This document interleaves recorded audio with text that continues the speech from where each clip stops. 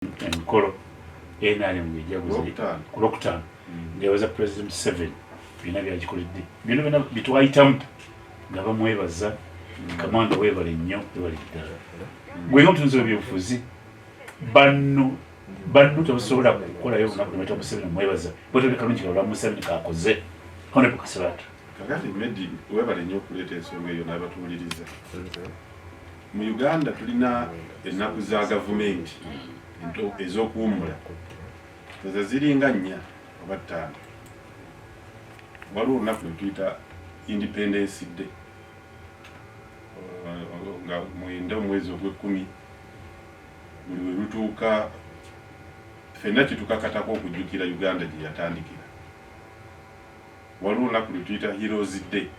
Luno lubadde lujja lukyuka buli ajja deeti ya Obote si ye deeti ya Museveni. Ekyennaku nti waliwo abataalujaganyaako Lutwa teyalutuukako.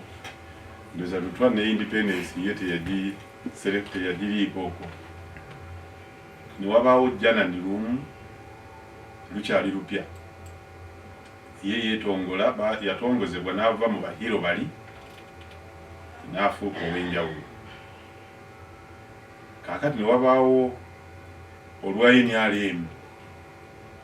NRM yadde nga bw'omenye yajja oluvannyuma mu mwaka gwa 2005 ne yeeyubula n'efuuka ekibiina ky'obufuzi. Naye olwaleero ekyalina olunaku lwa bannayuganda lwetta n'erujaganya ng'esuusuuta obuyeekera. Era bannayuganda bangi abakuga nti bawagizi ba kibiina ky'obufuzi ekya NRM ate ne babatwala ne basuusuuta omuyeekera NRA kubanga 26 January tetujjukirira ku lunaku lwa kibiina kya bufuzi kye bayita National Resistance Movement. Naye lunaku lujjuukirirwako abayeekera lwe bagenda ne bakwata gavumenti eyali erondeddwa n'ebulwako Agiroopa n'agiwangula mu mbuga z'amateeka. Wakati mu byaliwo President Museveni yabadde empenje emabega kaawo ng'obuwangwa ne kati obumu tebuziikwanga. Naye mwana wattu bannaffe bano bagenda ne basuusuuta abayeekera. Manyi Medi nze eri musajja mukristaayo. Bw'ogenda mu Church of Uganda n'ofuna obufumbo butukuvu toyinza kuyita bantu bakristaayo banno n'omwawule ku lunaku lwe wazaala mu mukyalo oyo nga lw'okuza naye nga tokuza lunaku lwe watandika naye obufumbo butukuvu. Kakati gavumenti ya President Yoweri Kaguta Museveni ne banna ab'ekibiina ky'NRM mu kifo ky'okulinda Silver Jubilee ey'olunaku lwe baatandika okuba ekibiina ky'obufuzi kuba bannayuganda kibamanyi kyekiri mu buyinza, batwala bannayuganda ne bateekawo n'olunaku nga lwakuwummula. Omuntu ayinza okulooza nti nze siwummula naye ensi ye batetambula era yuwala terina musolo gwejjayo. Naye ng'ekigendererwamu kyakusuusuuta ebikolwa eby'obuyeekera nti eggwanga lino lyabituusa mu kuwamba gavumenti eyaliko. Bye twalowooza nti bwe twakola ssemateeka wa 1995 twali tweyambula obuyeekera tutuuke okuba nti bannansi be basalawo. Naye kaakati Medi gwe oli musiraamu. Fred yazaala muzeeyi Manuel omwana ne wayitawo emyaka 10 nga tannagenda mu bufumbo butukuvu. Ayita Manuel kujaganya lunaku lwe yamuzaalamu mwana mu kifo ky'okumuyita ku Silver Jubilee. Kati Silver Jubilee kyeki lwe lunaku lw'otandika obufumbo buba lwa myaka 25 okuva lwe butandise. Bwe tugenda na mirembe leero nange ne mukyala wange Lydia gwe tumaze naye ebbanga lya myaka 2 nga tuteekateeka bwe tuneeyagala. Bwe tugenda na mirembe ku lw'omukaaga kwolwo bwe tuba tutandise okweyagala. Emirala poteera era tetugijaganya. Naye kati tuli mu nsi ejaganya. Fred lwe yazaala mu mwana wa muzeeyi Manuel omwana. Fred naye n'ayitibwa ku mukolo mu kifo ky'okumuyita ku Silver Jubilee gye tubala oluvannyuma lw'okutandika obufumbo obutukuvu. So kati tuli mu nsi nga tujaganya olunaku lw'abayeekera bwe twagamba nti ensi eno akwata obuyinza bwayo alina kulondebwa. Kati ezo ennaku nnya waliwo ennaku endala bbiri ndowooza oba 3 zo si zaffe. Tulinako International Women's Day ziri international. Era bwe tuba tusoma wala amawulire tugamba Uganda olwalero yegasse ku mawanga amalala kubanga lusi lwaffe okujaguza olunaku lw'abakyala tasikini olwaki endwadde zino z'olususu apale telemedi n'abawuliza kambabulire tewali lunaku kintu ky'omanyi ku nsi kitaliiyo era ngenda nempulira kati mwabalwanako bakadogo nga tugenze ku Heroes Day nga babawadde emidaali abasajja babadde empenye musajja n'aga nti sebo president nti nze yalina sigani eyayolayola abaali batawanya nga ategeeza nti nze natta n'aga nti gwe kuwadde taxi kakati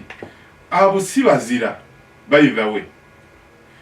buli lunaku n'olwokwebaka gye luli waliyo walodi sleepingidde gegenda kugundi buli kyolowoozaako nga kikolebwa kirina olunaku lwakyo kati abayeekera nabo basobola okufuna olunaku lwabwe oddamu kiri kinabuziza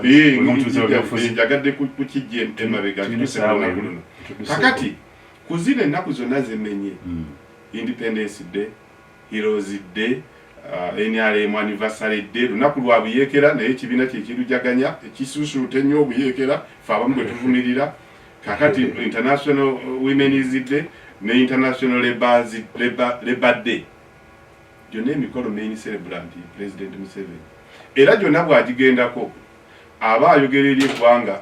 wawe lituuse kakati bano ate balabye ndi ndowooza speech awo teggwayo ne bategekayo olunaku kati luno si lwa ggwanga era si lwa ggwanga libituuseeko si achievements za Uganda kati lunaku lwa Museveni ng'omuntu byatuuseeko kubanga byalina okwogera nedda sebo byayogera nga byatuusiza ku ggwanga lino lunaku alina ennaku z'eggwanga kakati era n'olunaku lw'ekibiina ky'NRM lumuyamba okwogera byatuusiza ku ggwanga nga ssentebe waakyo ng'ate ye president gwe muntegeera yabategese bategese eki ekkololo naye ng'omuntu alina byatuuseeko jaganya exactly nawe mwebaza ebya Uganda byagituusizzaako ennaku nzikusomedde nzitegedde era kyova olaba luno lunaku Uganda yo olw'okuba njavu teri tabulu tebasala mbuzi tebasala nte tebasala ndiga tebalya mbizi ku luno ebyo byabaddewo kubanga iyo omuntu ata afunye mu Uganda okusinga Uganda n'abayimbi gwali olabye abayimbi ku Heroes Day olulwaffe ffenna ku Independence muyimbi kigwe jjukire yaliko ewedde sagoberera kati kambuze awuliriza kambuze munywanyi wange ono onalimo ku Independence muyimbi kigwe yalabayo kati olunaku lwa kakati gavumenti ya Uganda terina ssente zireeta bayimbi ku mikolo gyayo naye ono agifunyemu abalina era ezo ze sizibanja tezavudde mu ggwanika lyaffe ffe tetuzirina mikolo gino gyonna basentaayi be bagitegeka gyabwe ku lw'egganga kubanga be bali mu buyinza bwalyo naye jjo tekuliiko bajeti ya kuleeta kamiliyoni gulavity omutujju baani tekuliiko bajeti ya mbizi kati ku luno emicomo nsonyi wagwe oli musiraamu n'abatuwuliriza ne Muhammad musiraamu ku luno emicomo ebbalibbali abakatuliki baalidde n'abakristaayo abatali ba 76 mwebazze mu kikola kino okwebaza Museveni talina birungi byonna byakoze mu myaka nasiba nte oli yose n'oyogera ku myaka 8 nze olutalo lwansanga Mayungwe era muzeeyo omolo abadde aŋŋamba awo nanga nti media oyo namugamba n'enkoko kubanga bakadogo abo twabalabanga naye nga ndoza mugeragane gyali bulungi nnyo kakati kankubuulire tukwebaza President Museveni obesobozi n'owamma talina bukimu kyo kyakoze yansanga Mayungwe olunaku lwe baggulawo bulanchi ya UCB kumpi mugombola wagigulawo mu bulo trading center mugombola ya bulo lwali lwakuwummula lwaki gwe mulundi ogwasooka okulabako ku branch ya UCB 1984 inabo wenkulaakulana 84 yali obote wakati mu mbeera y'okusomooza UCB yagulawo branch nkubulire ekiriyo olwaleero butambala tewaliyo yadde mu ssaza lyonna ATM card moso era bw'oyingira butambala nga tonnaba kuggyako ssente tolina osanga ATM machine tewaliyo banka inayo branch tewaliyo wali ATM machine bannayuganda kambabuli lwaki tulina okwenyamira obutejeguza mwebaze UCB yalina branch ezikugana ewaffe bamuzeeyi bagenda ffene tunyiga nayita awo nga ngenda mu katale k'omubuulo nga bagiguddewo nagenda ne mukulu wange Ddumba nga tutya tumanyi bagenda kuza tuzze kubba ssente naye nga nze nina emyaka 6 nanga tuyite eno bali yali na mwenda sajja akutte ekiwundu ayinza okuza tuzze kubba ssente naye nga abalimi bali sure nti kati akasente kaffe oba abayekera banaakanona bajja kasanga nga tukaterese kati olwaleero UCB yatundwa mu kutundwere waffe terina na capacity gulayo branch waliwo kuba nti kale yatundwa bagitunda butunzi naye nayo ne magoba gekola tesobola kugulawo branch nekitakoma okwo ne sente zaffe nezizo Banakenya ebazitereka kuba manya account egina mu Equity none olale bo senkaya account eri mu sentayi eweni ali account eri mu KCB Banakenya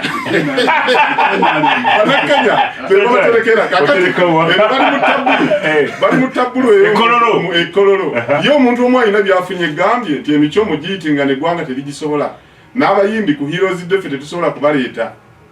empenje nalaba muganda wange Kayibanda ngalwana nange mumpenjo gereko sina kyendye musajja musabeyo ke musaba bamuwa muzindalo bagumugo bakemisinga ogadenda bo walingo je kufumba buji we ogambo tyatu nawo walimugo kakati mulayiri bizoka yes lwaki mutemujjaguza kwebaza mu 7 byakoze nga bano nawe basenta yo bamwebaza kati no kati kuyambe yakana temulimu nawo kinziriremu President 7 yajja mukirala mukanga yes era ne twesunga abamu ne besunga nze by the way kamba buli nze abayekera sabaagala oyagala bote UPC kitange bali banyumya ne munne nakugamba ko wano naye weerabire ngeno tuje emmere tuli wansi ku mmeezi tata kati simanya ani agamba tata ne munne bali waggulu banyumya naye sijjukira kino kyengenda okwogera tata yakyogera oba munne anti omulaala atuzinzeeko kati nze nalowooza mulaala ono wabakalunde nti nenga nti ye ono tujja mulwanyisa so safuna mukisa yamugamba atya omulala tuzinzeeko ngoma yonna agitutte ani agitutte kakati nze twalina lwakityokoli nendowooza nti muganda wa lwakityokoli mukinza twala nange Medi avudde mu tabulu olw'omukisa guno okumpeereddwa nange okubuuza kubawuliriza radio Kyabasa mikwano gyange kusingira ddala Banalwengo gyenvudde kajjamu bedda kankutawo kayitirivu naye nga nwana tukekewa muganda wange Medi so nja kutwala omukisa guno okusookera ddala okubuuza ku mikwano gyange Banalwengo naye okusingira ddala ate bakama bange abampa omukisa guno oba oli awo yemu ku nsonga lwaki ompise kituufu nijeko wano oba oli awo singa sibadde mubaka waba Nabukoto West tewali mpise kubanga kigambo ky'episaawo so nja kusooka okubeebaza olw'omukisa guno ate era mu ngeri y'enjawulo guno gwe mulundi gwange gwesoose okujja ku rediyo okuva lwe twava e Katovu jo nga 22 ate balina kulaba ekkololo saakulabye ekkololo nabadde olabegedde walingo nsonda awo nga mwendye maye wali mutabulu wabaawo roles ezigabanibwa mutabulu wabaddeoyinza okuba twatuludde mu kiyungu mu kiyungu kubanga byabadde byakulya Uganda nkasiba nti bano babadde ayogerako naye ze nabadde ku bino ebya halaali nga ntereeza emicomo gyabadde biri so Banabukoto West Banalwengo mikwano gyange ne bantu bange mikwano gyange abatali Babukoto West naye nga mikwano gyange abomundeeba mbeebaza era ntwala omukisa guno okubakulisaayo abajja e Katovu nga 22 ne mujja nga tulonkinga Sentai Foundation ate era mu ngeri yemu nja kusooka okutwala okusaasira kwange eri bannava abafunye ebizibu eby'enjawulo olunaku lw'eggulo wabaddeyo okuziika kwa taata wa mukwano gwaffe mbaka munaffe Honorable Oshabe taata we yakola ebyafaayo naye mubiri yadayina abakyala 30 abaana 10 n'abaana yakola omulimu ng'ogwa kitange gwe yakola omugenzi mwe mwali 89 taata mu nyanja azaala abaana 89 ono yazaala 10 Tata Oshabe ate byafaayo byabadde bisoma abaana nkaaga era nga ndaba taata enkaga nekijawulo leero omuntu abala tabulu si buluda tabulu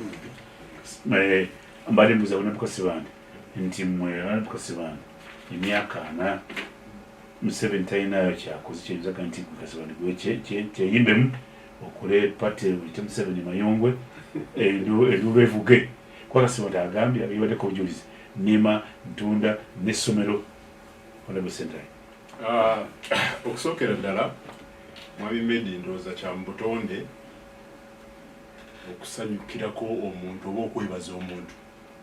bw'aba alina achievement yonna gy'atuuseeko mu bulamu. So kya butonde era nkakasa omukolo gwabadde Kololo, omukolo ogwategekeddwa mikwano ya President Yoweri Kaguta Museveni. Mikwano ya President. Era abantu bangi bataddemu input yaabwe ey'enjawulo.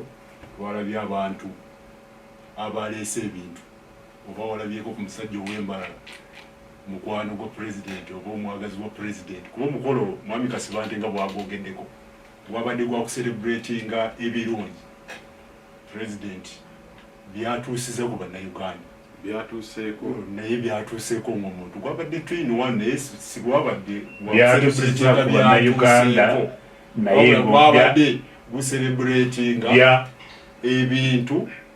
byatuusiza ku ggwanga lyaffe ng'eggwanga okucelebratinga regime ya President Yoweri Kaguta Museveni kuba akoze emirimu mingi bannayuganda. Muganda Nkasibante alabika student kuba bwemulaba student wa history. Bwe tuba tusoma history twasomanga kuba personalities. Tewali muntu abeera n'omukisa oguba gumuweereddwa Katonda okusavinga abantu n'atabaako na birungi newankubadde nti ate era wabeerawo ne shortcomings. Twalinga tusoma history oba discussinga personality y'omuntu mu biseera ebyo by'abaweerezaamu era odiscussinga ku benefits ebirungi ebyo abantu bye bamufunamu. However mu history wabeerayo ne however side. Wabaawo ebugaana ng'omuntu kuba ffenna tuli batonde Katonda yatutonda. However comma so omukolo tugenda kufokasinga ku lwaki gwabaddewo.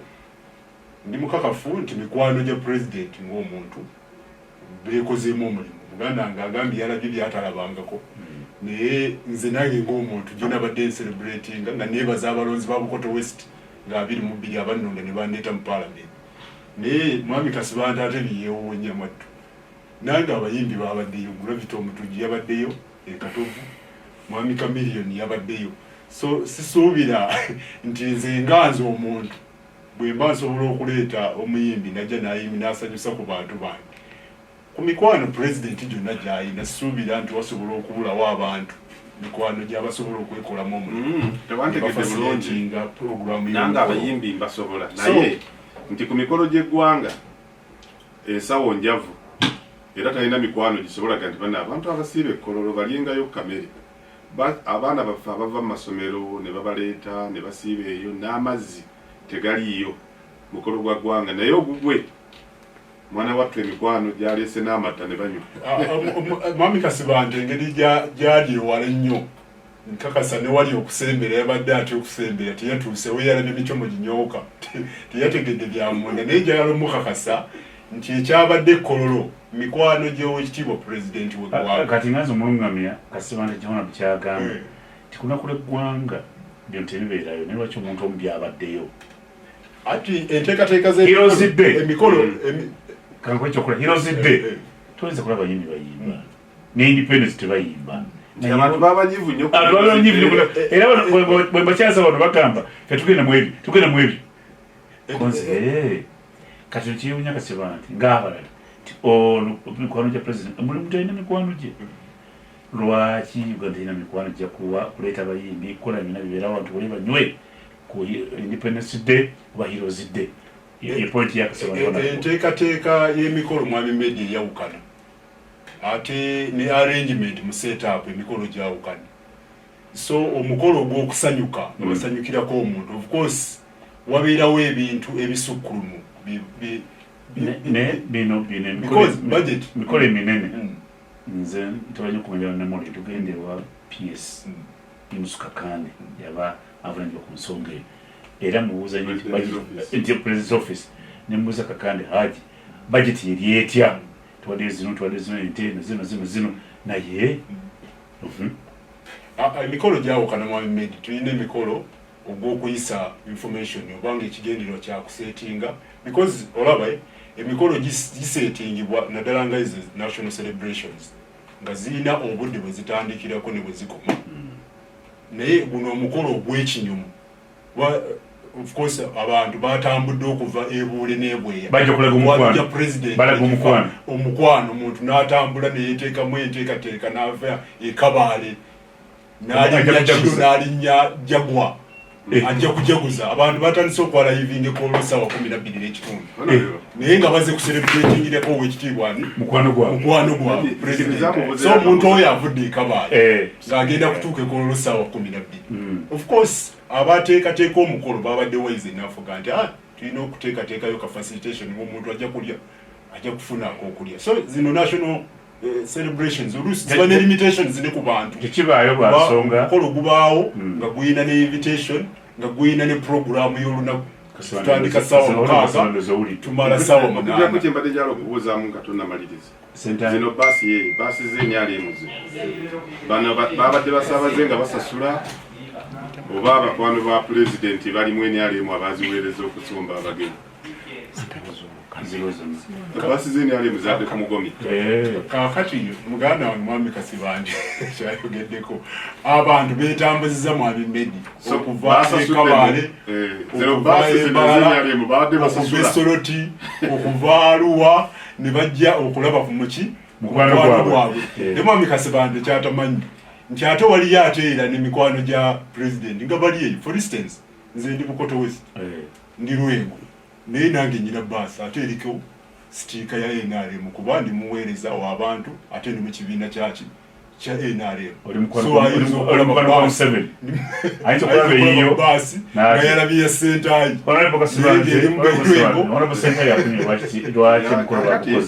akalala kenjagala olw'obudde nti kwe katutuuse mu mbeera